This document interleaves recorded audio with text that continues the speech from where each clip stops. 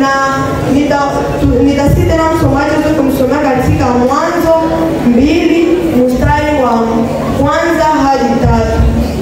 Mwanzo sura ya kwanza sura ya pili mstari wa kwanza inasema, Mwanzo 2 1 hadi 3 inasema, kwa hiyo mbingu na dunia zikamalizika pamoja na vyote vilivyomo katika siku ya saba. Mungu alikuwa amekamilisha kazi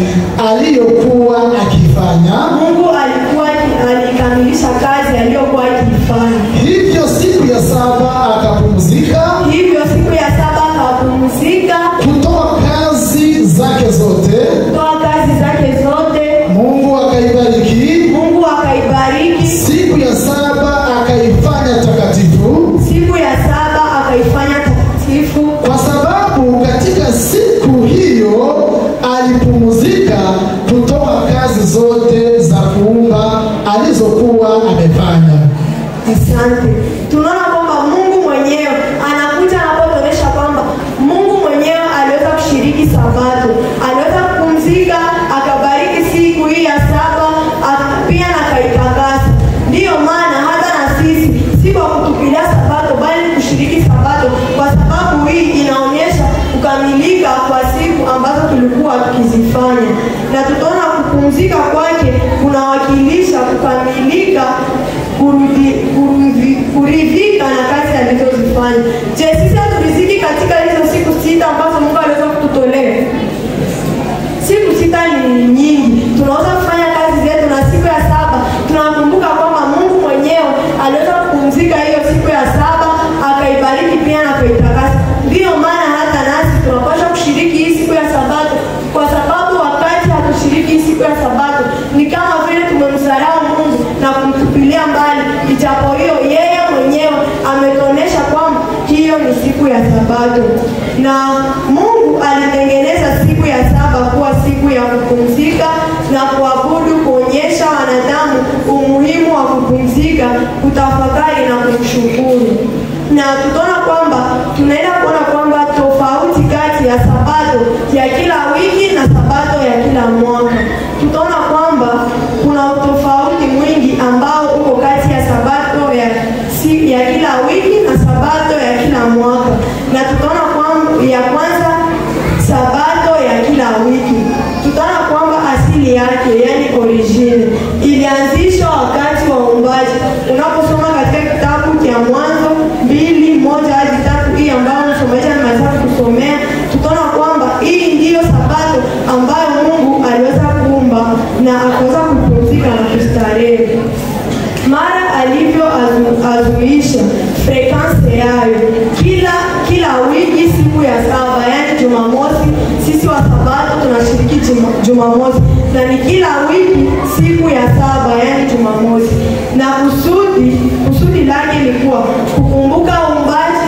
Wakati nafika siku ya saba ni wakati ambapo tunapaswa hata kukumbuka siku ya saba, milima ambayo Mungu aliumba hata na mengineyo, tunaikumbuka na kumshukuru Mungu na kupumzika na kuabudu pia na kuimarisha uhusiano pamoja na Mungu. Na tutaona kwamba tabia yake ni amri ya maadili, yani ya morali. Na tutaona kwamba ni kwa wanadamu wote ili kuwa na pendo la peke yao. Na masabato ya kila mwaka tutaona kwamba asili yake yalitolewa kwa Israeli kupitia Musa. Unaposoma katika kitabu cha Walawi 25 mstari wa 1, utaona kwamba Sabato hii ambayo ni Sabato ya kila mwaka ilitolewa kwa Israeli kupitia Musa.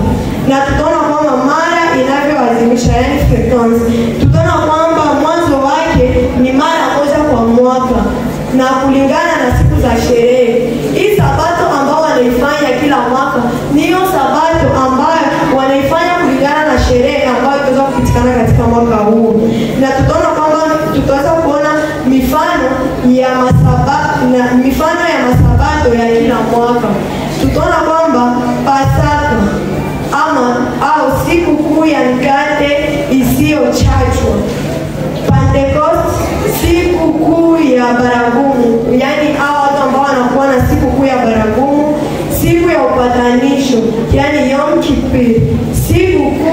ya vibanda tabernakli, na kusudi ya hii sabato ya kila mwaka ilikuwa kuonyesha kumbukumbu za kihistoria au ishara za kinabii zinazoendea kwa Wakristo, na ni sherehe za ibada za taratibu ya hekaluni, na tabia yake ilikuwa ni kusherehekea kwa kawaida za sherehe. Na tutaona kwamba leo, wapenzi, tunapoangalia dunia tuliyopewa na Mungu, tunashuhudia uzuri wake. Je, tunapoona dunia ambao Mungu anaweza kututolea mbali zawadi, je, tunashuhudia uzuri wa uumbaji wao? Na mwanga, giza, anga, ardhi, mimea, wanyama, hata na binadamu, na kila mmoja wetu aliumbwa kwa sura ya Mungu, na ndiyo maana mtu hapaswi kujidharau kwa sababu aliweza kuumbwa kwa sura ya Mungu. Na ili kuishi kwa upendo na kwa heshima ndani ya familia na jamii, tafakari jinsi Mungu aliyopanga kitu kwa mpangilio. Siku 7 za uumbaji zinafundisha maadili ya mpangilio wa Mungu. Kazi na kupumzika bali ni siku ya kumshukuru Mungu ambayo ni siku ya Sabato, kuenzi uumbaji wake na kudumisha familia yetu kwa upendo na mshirikiano.